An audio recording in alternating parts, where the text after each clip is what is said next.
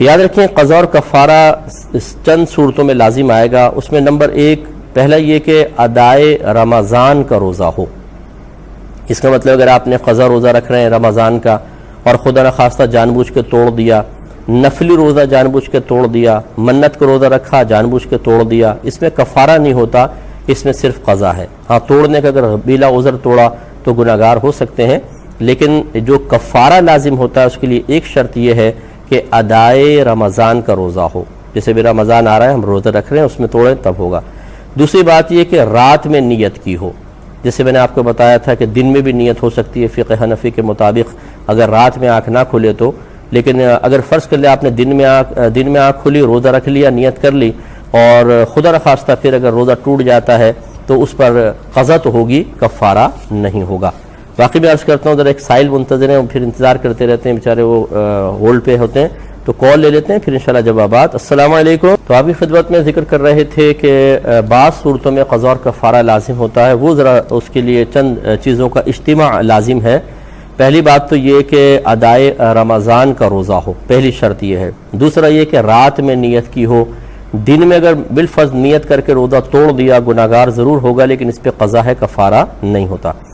تیسرا یہ کہ قصدن عمدن توڑا ہو. جیسے بھی میں نے آپ کو بتایا تھا کہ قصدن روزہ جان بوجھ کے کہ روزہ یاد ہے، پھر روزہ توڑنے والا عمل بھی جان بوجھ کر قلبی خوشی کے ساتھ کریں تو یہ. چوتھا اس کی شرط یہ ہے کہ کوئی صحیح عذر بھی نہ ہو، کوئی عذر شرعی بھی نہ ہو. مثال کے طور پہ جیسے بعض لوگ ایسے ہوتے ہیں، مریض ہوتے ہیں، بیمار ہوتے ہیں، اچانک حالت خراب ہو جاتی ہے اور ضروری ہوتا ہے کہ ان کو کوئی نہ کوئی مطلب میڈیسن وغیرہ دیں. اسی طریقے سے بعض دمے کے مریض ہوتے ہیں، انہیلر وغیرہ یوز کرتے ہیں، ایک دم اچانک طبیعت بگڑ جاتی ہے. یا بعض مریض نہیں ہے لیکن بہت ہی کمزور ہوتے ہیں، بے ہوش ہو کے گر گیا ہے، ہاتھ پاؤں ٹیڑھے ہو گئے ہیں، اب جلدی جلدی اس کو پانی پلانے کا سلسلہ ہو جاتا ہے. اس طرح کی جب صورتحال ہو، اب اگرچہ وہ بالفرض ہوش میں بھی ہے، اسے پانی پلایا جا رہا ہے، یہ قصدن عمدن ہی روزہ توڑنا ہوگا. لیکن چونکہ یہ صحیح عذر شرعی اس کے ساتھ ہے تو اس پر قضا کفارہ لازم نہیں ہے. تو یہ ضروری ہے کہ کوئی صحیح عذر شرعی کی بنا پہ نہ توڑاؤ، ویسے ہی توڑ دیا، بس بھوک لگ رہی ہے زیادہ، یہ کوئی عذر صحیح شرعی نہیں ہے. اسی طرح اگر کسی عام ڈاکٹر نے سر درد کے اندر، داڑھ درد کے اندر توڑ دے روزہ، آپ کوئی بات نہیں بعد میں رکھ لیجئے گا، اس طرح کہا، تو اس طرح کے مطلب غلط قسم کے مشورہ دینے والے ڈاکٹر کا مشورہ مان کر روزہ توڑ دیا، یہ اس پر بھی قضا کفارہ لازم ہوگا. تو کوئی صحیح عذر شرعی نہ ہو اور پھر انسان ادائے رمضان کا روزہ جس میں رات میں نیت کی تھی جان بوجھ کر قصدن بدن توڑے تو کفارہ لازم ہوگا. ایک یہ کہ جنایت بھی کامل ہونی چاہیے، اس پر انشاءاللہ میں کلام کرتا ہوں لیکن ایک چھوٹے سے بریک کے بعد. بسم اللہ الرحمن الرحیم. آپ کی خدمت میں ذکر کر رہے تھے کہ کن صورتوں میں قضا اور کفارہ دونوں لازم ہوتا ہے، یعنی کس طرح ہم روزہ توڑیں یا کن شرائط کے ساتھ روزہ ٹوٹے گا تو قضا اور کفارہ دونوں لازم ہوں گے. اس میں آپ کو بتایا تھا کہ پہلی شرط تو یہ ہے کہ ادائے رمضان کا روزہ ہو، یعنی جو آپ کا کرنٹ رمضان چل رہا ہو اس کا روزہ توڑا ہو. دوسرا یہ کہ نیت رات میں ہی کی ہو، دن میں نہ کی ہو. تیسرا یہ کہ قصدن عمدن جان بوجھ کر روزہ توڑا ہو، یعنی روزہ یاد ہے پھر بھی اس کو توڑ رہے ہیں اور جان بوجھ کے توڑ رہے ہیں، خطا نہ ٹوٹا ہو، سہوا اکراہن نہ ہو. اور چوتھا کہ کوئی صحیح عذر بھی نہ ہو، بس ویسے ہی تھوڑا سا مطلب یہ کہ بھوک زیادہ لگ رہی ہے اس سے پریشان ہو کے جیسے بعض لوگ کر لیتے ہیں، یا طلب محسوس ہو رہی ہے، سگریٹ کی، پان کی طلب محسوس ہو رہی تھی، اچھا پیاس تھی لیکن اتنی زیادہ شدت کی نہیں کہ ہلاکی ہو جائے.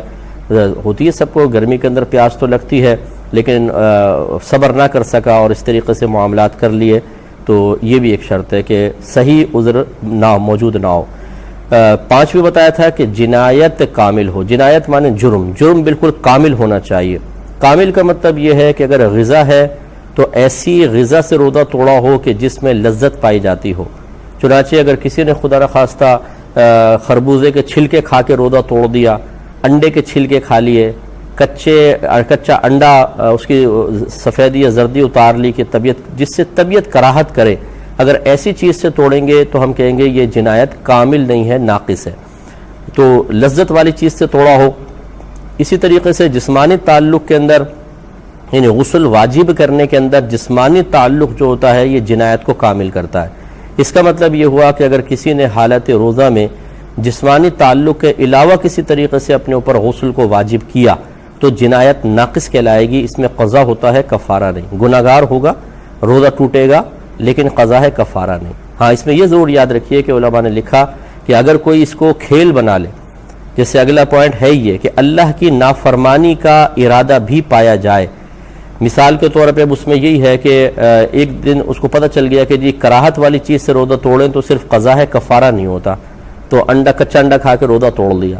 اگلا دن آیا پھر کچا انڈا کھا کے روزہ توڑ لیا، اس نے کہا یہ تو بڑا اچھا ہے یار، روزہ توڑو، ایک روزے تو بعد میں رکھنا پڑے گا اور کفارہ بھی لازم نہیں ہوگا۔ تو پہلی دفعہ اگر اس نے ایسا کیا ہے یہ کہ جان بوجھ کے توڑا تو اس کو رعایت مل سکتی ہے، لیکن اگر دوسری مرتبہ ایسی کر لیا، تیسری مرتبہ ایسی کر لیا تو پھر یاد رکھیں رعایت نہیں ہے، پھر اس پر قضا اور کفارہ دونوں لازم ہوں گے۔ تو یہ جو فقہا نے اپنے اجتہاد کے ذریعے بہت سے مسائل ذکر کیے ہیں، یہ لوگوں کو گناہوں پر دلیر کرنے کے لیے اور فراڈی قسم کے لوگوں کو روزہ توڑ کر اپنے نفسانی خواہشات کی تکمیل کرنے کے لیے نہیں لکھے گئے، بلکہ بعض اوقات ایسا ہوتا ہے کہ کوئی شخص بہت ہی زیادہ نفس و شیطان کے ہاتھوں مجبور ہو کے اس طرح کام کر لیتا ہے، تو یا پھر جیسے جسمانی تعلق میں بیوی کے معاملات ہوتے ہیں وہ ہو گیا، تو ایک آدھ دفعہ تو چلے غلطی ہو گئی تو یہ اللہ تعالیٰ معاف فرماتا ہے، تو اس میں اجازت دے دی، یعنی یہ کفارہ لازم نہیں کیا کہ یہاں پر جنایت کامل نہیں تھی۔ مثال کے طور پر یہ جیسے میں نے عرض کیا، یہ نہیں ہے کہ جسمانی تعلق قائم ہو جاؤ کہ جی میں شرمندہ ہوں، بہت زیادہ غلبہ ہو گیا تو ایسا کر لیا تو اس میں کفارہ نہیں ہوگا۔ یہ تو میں نے پہلے آپ کو بتایا کہ جنایت کامل ہے تو کفارہ لازم ہے، لیکن مثال کے طور پر اس سے کم درجے کا کوئی معاملہ ہو تو پھر اس میں اسی لیے یہ رکھا ہے کہ کفارہ لازم نہیں ہوگا کہ چلیں جنایت ناقص ہے اور یہ شرمندہ بھی ہے اور توبہ بھی کر رہا ہے تو چلیں اس کو رعایت مل جائے، لیکن اگر کوئی اس کی پھر عادتی بنا لے تو پھر اس کے لیے سختی کا حکم ہوگا اور اس کو ساتھ سخت معاملہ کیا جائے گا۔ تو جنایت کامل ہو، یعنی جسمانی تعلق قائم ہو یا غذا کے ذریعے اگر توڑا ہے تو لذت والی چیز کے ساتھ توڑا ہو۔ اسی طرح اگر دوا کھائی ہے، بعض دوائیں ایسی ہوتی ہیں کہ جو کڑوی قسم کی ہوتی ہیں اور طبیعت کو سخت ناگوار گزرتی ہیں، ان سے اگر روزہ جان بوجھ کر توڑا ہے تو قضا ہے، کفارہ نہیں، بشرطے کہ عادت نہ بنائے۔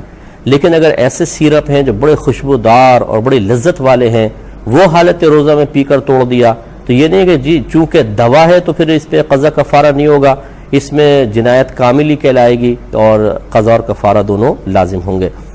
اور چھٹا آپ کو بتایا کہ اللہ کی نافرمانی کا ارادہ نہ ہو، یہ اسی طرح ظاہر ہوگا کہ پہلی مرتبہ تو چلے ایک جیسے کراہت والی چیز اس نے کھا لی اور بعد میں نادم ہے، شرمندہ ہے تو اس کو رعایت مل جاتی ہے، لیکن جب دوسرے دن پھر اس نے یہ حرکت کر لی تو اس کا مطلب یہ ہے کہ اب وہ اللہ تعالیٰ کی نافرمانی کا ارادہ رکھتا ہے، اس کی یہ حرکت ہی چاہے وہ لاکھ قسمیں کھائے کہ میری نیت ایسی نہیں تھی، لیکن اس پہ لازم ہو جائے گا قضا اور کفارہ دونوں۔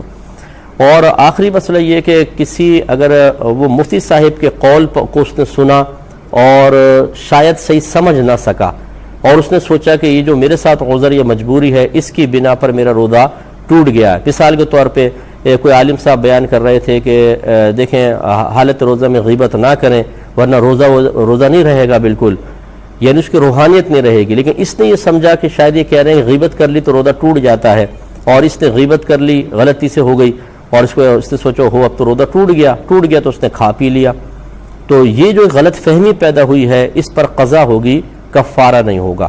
لیکن یہ ہونا ہی چاہیے کہ اگر اس طرح کی غلط فہمی پیدا ہو، مثلا آپ میڈیا پہ سن رہے ہیں کسی مفتی صاحب کا کلام سنا، غلط فہمی پیدا ہوئی تو کم از کم کسی اور سے پہلے تصحیح کر لیں۔ لیکن میں نے اکثر یہ دیکھا ہے کہ جب اپنے فائدے کی بات ہوتی ہے نا تو ادھوری بھی سن کے کہتے ہیں بس ٹھیک ہے بس مسئلہ سمجھ میں آ گیا، اور جب نقصان کی بات ہوتی ہے تو بالکل ایسا جیسے مرغی کی کھال اتار دی جاتی ہے نا، پوری کھال اتار لیتے ہیں اچھی طریقے سے کہ میرا یہ پیسہ خرچ ہو رہا ہے، نقصان کا معاملہ ہے، شاید کوئی رعایت کا پہلو نکلا ہے۔ تو یہ ہمارے ہاں جو صورتحال ہے بڑی دردناک قسم کی صورتحال ہے۔ تو ایک دفعہ میں پھر دہرا دیتا ہوں کہ قضا اور کفارہ اس وقت لازم ہوں گے، نمبر 1 ادائے رمضان کا روزہ ہو، نمبر 2 رات میں ہی نیت کی ہو، نمبر 3 روزہ جان بوجھ کر عمدن توڑا گیا ہو، چوتھا کوئی صحیح عذر شرعی بھی نہ ہو، نفس کے تابع ہو کے کر لیا، پانچواں جنایت کامل ہو، یعنی جسمانی تعلق کے ساتھ روزہ توڑا یا پھر باقاعدہ کوئی اچھی چیز جس سے طبیعت کراہت نہیں کرتی وہ کھائی، یا ایسی دوا پی جس سے کوئی کراہت محسوس نہ ہوتی ہو، اور کوئی صحیح عذر شرعی بھی نہیں تھا، وہ تو پہلے شرط گزر گئی، روزہ گیا۔ اور اللہ کی نافرمانی کا قصد و ارادہ ہو باقاعدہ، یہ بھی ہونا چاہیے، اور کسی مفتی صاحب کے قول کو سن کر غلط فہمی کی بنا پر یا انہوں نے کوئی حدیث بیان کی اس کی غلط فہمی کی بنا پر روزہ توڑ دیا تو ایسا بھی نہ ہو. یعنی ایسا نہیں ہوا کہ انہوں نے مفتی صاحب کا سنا، کسی حدیث کو سنا پھر روزہ توڑا ہو تو اس کو رعایت مل سکتی ہے، لیکن ایسا بھی نہیں ہوا کہ کوئی حدیث وغیرہ نہیں سنی بس توڑ دیا.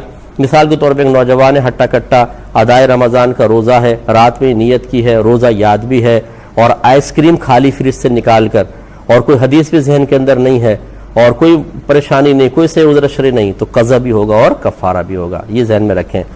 اور جب صرف قضا لازم ہوتی ہے، انہی میں سے کچھ شرطیں ختم کرتے جائیں تو پھر کفارہ ہٹ جائے گا اور صرف قضا لازم آئے گی. مثال کے طور پر نمبر 1 صرف قضا لازم ہوگی جب ادائے رمضان کے علاوہ کوئی روزہ ہو، جیسے میں نے آپ کو بتایا منت کا روزہ توڑ دیا، نفلی روزہ توڑ دیا، یا قضائے رمضان کر رہا تھا، جیسے بہنوں کے روزے نکل جاتے ہیں وہ قضا کر رہی تھی وہ توڑ دیا جان بوجھ کر، اس پر قضا ہے کفارہ نہیں ہے.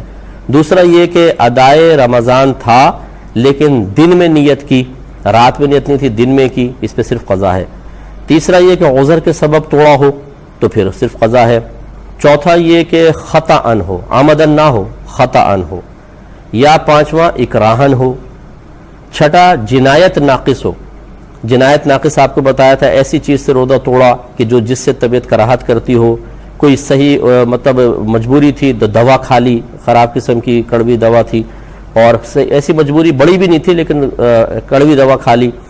اور اسی طریقے سے جسمانی تعلق قائم نہ ہوا، اس سے کم درجے کا کوئی فعل کر کے جان بوجھ کے غسل کو واجب کیا تو اس پہ قضا ہوتی ہے، کفارہ نہیں ہوتا ہے. اس طرح اللہ تعالیٰ کی نافرمانی کا ارادہ نہ ہو، مثلا یہ ایک ہی دفعہ یہ فعل ہوا ہے کہ آدمی نے کراہت والی چیز سے کھا لیا، اگر 2-3 دفعہ کرے گا تو پھر یہ کہیں گے کہ نافرمانی کا ارادہ ہے، تبھی تو بار بار کر رہا ہے، تو ایسا بھی اللہ کی نافرمانی کا ارادہ نہ ہو. اور 8واں یہ کہ قے سے روزہ ٹوٹا ہو، جیسے ابھی آپ کو بتایا تھا قے سے بھی ٹوٹ جاتا ہے، اس میں وہ تینوں شرطیں جمع ہوں گی روزہ ٹوٹے گا، لیکن اس میں صرف قضا ہوگی، کفارہ نہیں ہے، چاہے جان بوجھ کے قے کرے آدمی، کیونکہ قے کرنا کوئی طبیعت کو پسند نہیں آتا، اور جب پسند نہیں آتا یہ قابل کراہت چیز ہے تو جنایت کامل نہیں ہوتی. جب بھی کراہت والی شے کے ذریعے روزہ ٹوٹے گا جرم کامل نہیں کہلائے گا، تو یہ اس پہ قضا ہے. اور اسی طرح کسی مفتی صاحب کو کوئی فتویٰ سنا اور کوئی بات سنی، کوئی حدیث سنی اور غلط فہمی میں مبتلا ہو کر اس کو بنیاد بنا کر روزہ توڑ دیا تو پھر اس پہ صرف قضا ہوگی، کفارہ لازم نہیں ہوگا. امید ہے کہ آپ یہ بات سمجھ گئے ہوں گے. اور کفارے کی میں نے تعریف آپ کو بتائی دی کہ ویسے تو شرعی لحاظ سے ایک غلام آزاد کرنا سب سے پہلے ہوتا ہے، لیکن وہ آج کل غلاموں کو دور نہیں، تو پھر 60 روزے لگاتار رکھنا، اور یہ بھی انسان نہ کر سکے، صحیح شرعی مجبوری ہو تو پھر 60 مساکین کو پیٹ بھر کر کھانا کھلانا ہوگا. ایک اور کالر کو لینے مفتی صاحب آپ کی اجازت سے. السلام علیکم.